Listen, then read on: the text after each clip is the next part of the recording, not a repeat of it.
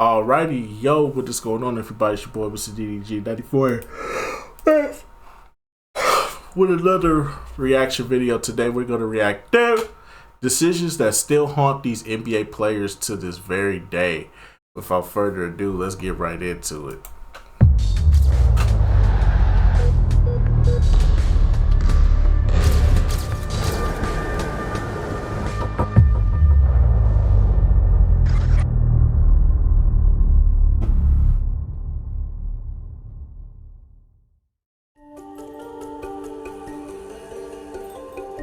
Just because NBA players happen to make boatloads of money and have a seemingly perfect life doesn't mean they don't look back on certain decisions and wish they had done things differently. What do you say to your kid though, like living up to you being their dad, and they're playing the same sport that you played? How do you give them a peace of mind that they don't have to be you? I still regret giving my 14-year-old my name because of that. Right. That's the other biggest regret I have in my basketball career was switching that pick and roll with Steph, with JR and Kyrie. I still can't, I can't bring myself to watch that footage. It's too uncomfortable, you know? It still burns. You never get over things like that in your career. I don't have no. The only regret that I have in my career is, I would say, not accepting the constructive criticism from Coach Brown early in my career. I think I would have been a better player sooner. Lately, I haven't been reflecting on my playing career, but when I do think about it, you know, I just wish there was some things I could have did better. I wish I could have took care of my body a little bit better. Hopefully got a couple more years out of it. I do wish I could have played a little bit more than 100 games. That's my biggest regret. I'm like, man, I never made an all-star game. I mean, I was close one year. I was averaging like 18 and 8. And unfortunately, all the money in the world can't make that feeling go away. They're gonna have to live with whatever is bothering them forever. Michael Jordan wants to act like he doesn't have any regrets. In your life, what is your greatest regret? You know, I really don't have regrets. I am a person that says, you know, as soon as you look back in your history and you come up with something that you feel like you want to change, something else has to change. But according to Ray Lewis, that just isn't true, as he had this to say when he made an appearance on Speak for Yourself back in 2017. That's the conversation Tim Duncan has, Kobe Bryant. Like, these guys stay home and they will forever be connected to one city, one franchise. That's valuable by itself. This is the honest God truth.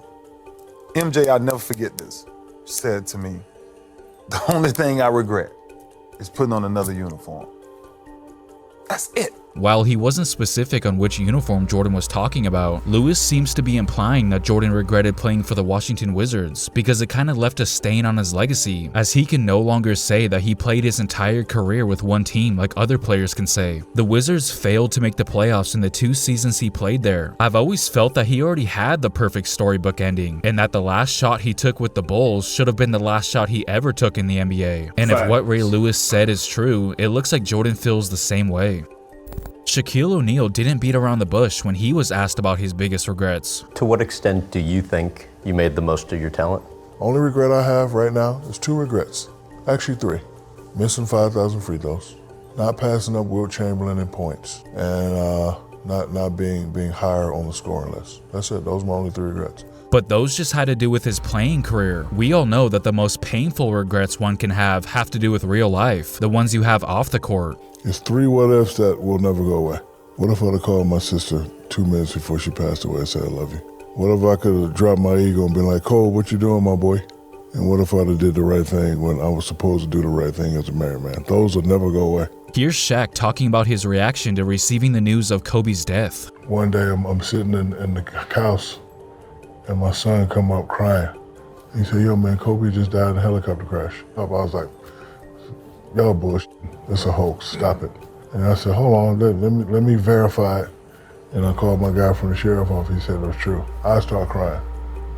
And I'm like, damn it, I didn't even holler at him.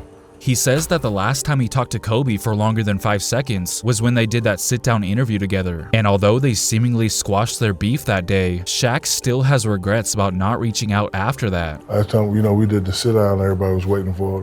That's the last time I hollered. Like, I didn't get the number. I didn't text him, I didn't holler him, and that still haunts me. The only thing I regret is I could have hollered. It don't take you no time to be like, hey man, what's happening? Like a text or something. I never did it, he never did it. And that's what hurt me the most. It really is. I think about it all the time. And I have pictures of him in my house, so when I see him, I'm like. Shaq isn't the only one that has regrets when it comes to Kobe. That's one regret I do have. Because I had his just number for a minute. pouring more into that relationship. I had his number for a minute, and this was before like I got really close with him. Because I ain't gonna lie, like hearing about how intense his workout was, hear about like the times he worked out, I was always like a little like, I don't know if like I could do it. You know what I mean? So I was always afraid to like really like, yo, Lil Cole, like dive can I into come it, work out with you? Like type shit.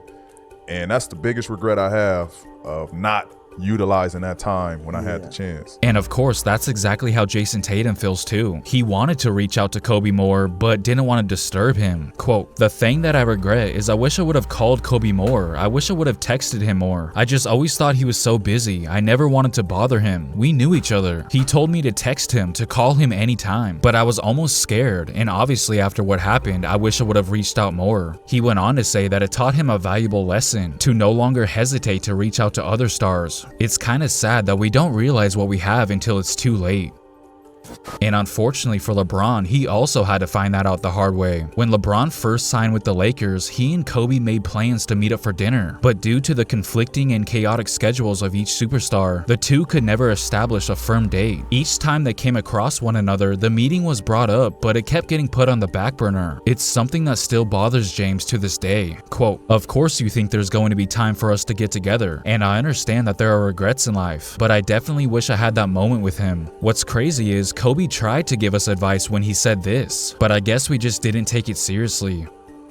After listening to all these players express their regrets about Kobe, I think it only makes sense that we take a listen to some regrets that Kobe had himself. Similar to Jordan, he also wanted us to believe that he was the type of person that didn't have any regrets. If I had the power to turn back time, I would never use it. I don't think about it. Because then every moment that you go through means absolutely nothing, but you can always go back and do it again. Now that sounds cool and all, but we all know that there had to be something that happened in his career that just ate away at him, and I think I found it. You know, there's always one thing on the basketball court that you'd like to have back or correct. What game or year sticks out to you, that the one that got away? There's two of them to me, the Pistons and the Celtics. You know, but I wish I... Yeah, but that's in that... have 7. Him saying that he should have 7 rings clearly tells us that he was secretly in competition with Jordan. Sure, he ended up getting revenge on the Celtics, but we all know what he really cared about. How bad, I remember playing with you, your whole thing is that you said I want to sit at the table with MJ. Yeah. Meaning you wanted that 6th ring. What did it mean not to be able to get that? Oh, it pissed me off, you know?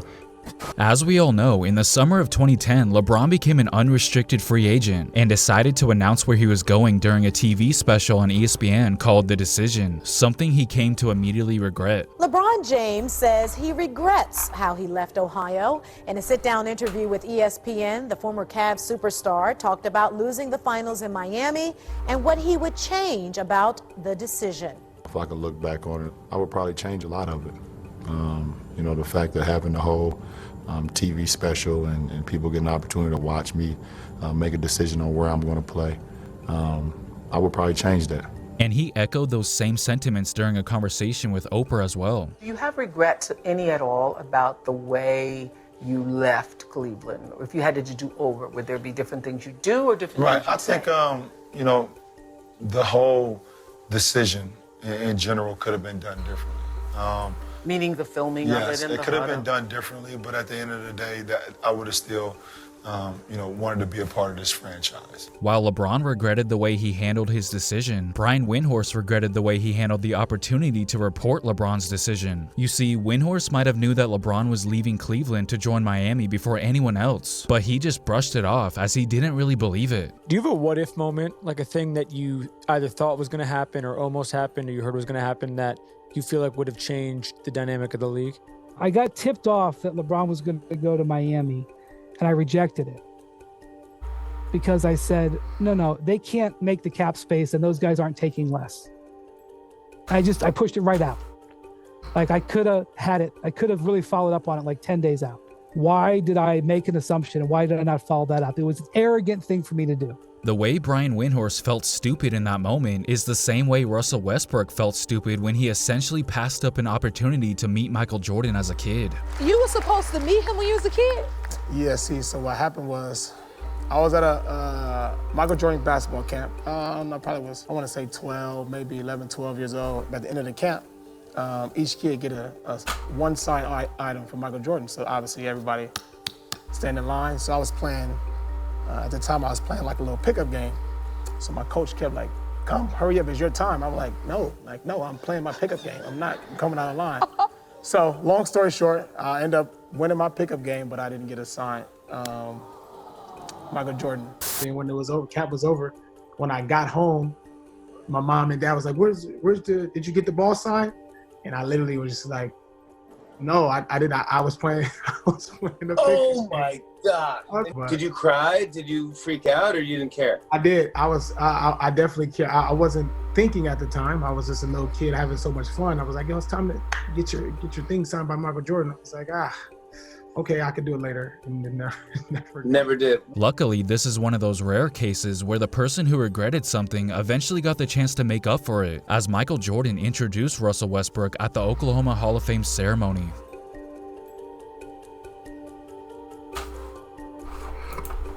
Yeah, man. It be like that, man. We all have regrets, man. I have regrets in my life. I wish I would have took things a little bit more serious. I wish I would have been more prepared for certain things. But hey, like Kobe said, man, sometimes if you had the ability to go back and do certain things, then those things would have no meaning to them. Because you can go back and just correct them with no problem. It's like sometimes these things happen in your life. Sometimes you have to go through these things to understand how not to move. Sometimes you meet certain people in your life. Sometimes you meet certain people in your life. You may not like them. You may not have respect for them. Or they may just be a person that you really don't fuck with. But at the same time, they come into your life for a reason. You know what I'm saying? So keep that in mind. But anyway, so I'm just going to about do it for this one, man. I will see y'all in the next video. Till then, peace out.